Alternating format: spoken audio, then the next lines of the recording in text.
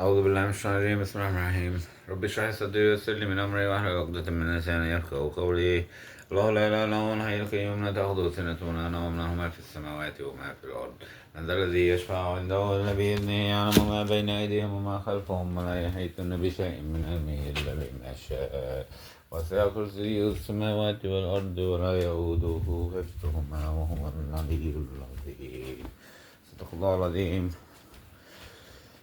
Again, why I make these prayers? People don't know the value of the words of God and the names of God and what they do, and it's all for my own protection. I just talked to a therapist for this what they call Rule 20 or Rule 22, something like that. Which that's like the third, fourth time they keep doing this stuff about this so-called violation of OFP with the ex-wife, which I never did. She just made it up. I keep telling them she just made it up. She should do time for this.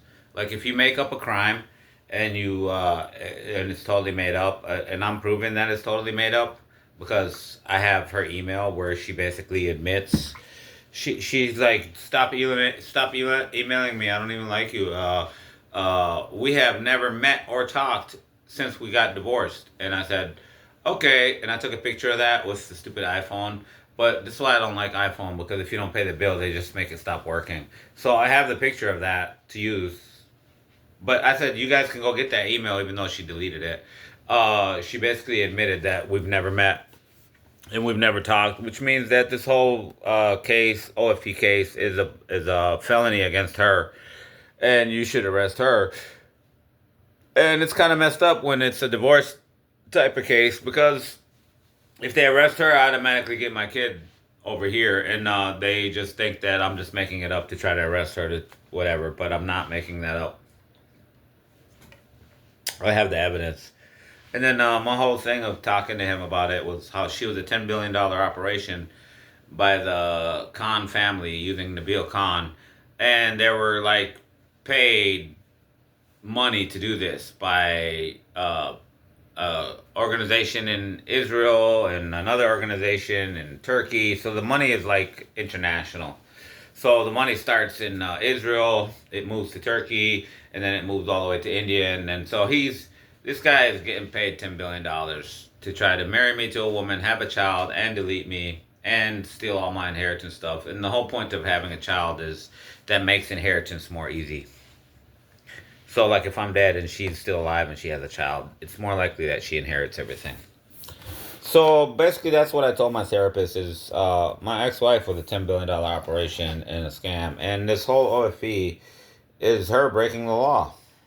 You guys, and I have the evidence. Let's go get it.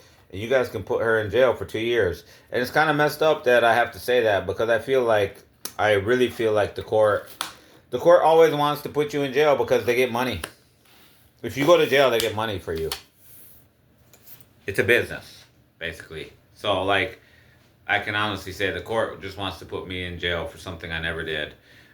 Just because they get, like $5,000 every month that I'm in jail or whatever. It's a business. They need to, like, if you have a business, you want to keep moving your product. You have to keep selling your product.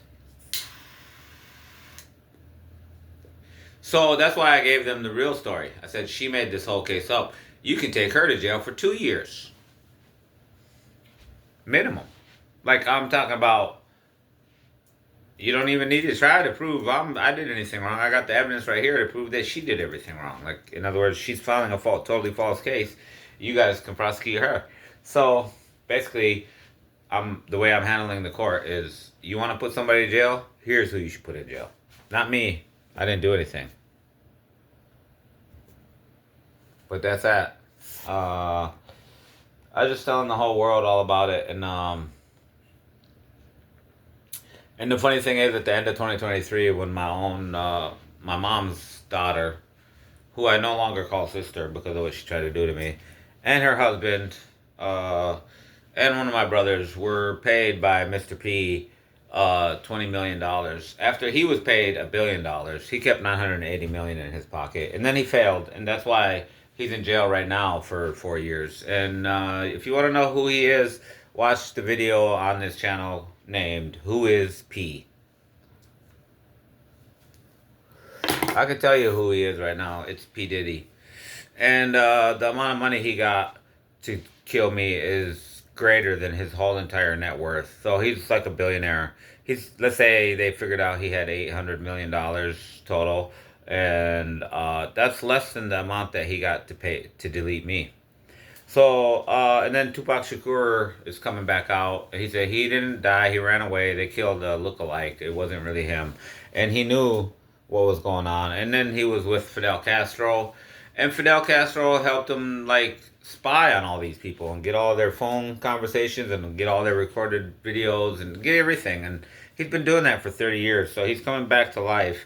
And just for the world to know, I'm the one who allowed Tupac Shakur to be able to finally come back to life and say I'm still alive, because people always wonder how come how is you keep talking about hundreds of billions of dollars spent on trying to delete you. Well, this is one of the results of it. That one of the people they tried to delete before for the same kind of money wasn't really deleted, and he disappeared, and he's been collecting evidence, and he's coming back to life. So that's just proof to people how much money has been spent to try to delete me and how much I defeated it, that I actually revived Tupac Shakur. That's me. I'm the one who allowed him to come back to life and witness, and he's coming back with a whole ton of stuff. He's got recordings of everybody. All these recordings that these criminalistic people, these entertainment people that you guys all love, were all part of this because they're on devil worship and witchcraft and all that stuff. Uh, he's got all their recordings. He's got everything they said, everything they did, all their videos. He's got it, and he's coming out with it. But some people say he might not come out. He might just stay where he is and just die. And but we know that he's alive. Who else even admitted it? Suge Knight and other people admitted that they already knew he was alive, living and hiding in Cuba with Fidel Castro. But yeah, that's kind of an interesting thing to know for people who want to know. That's it. Bye bye.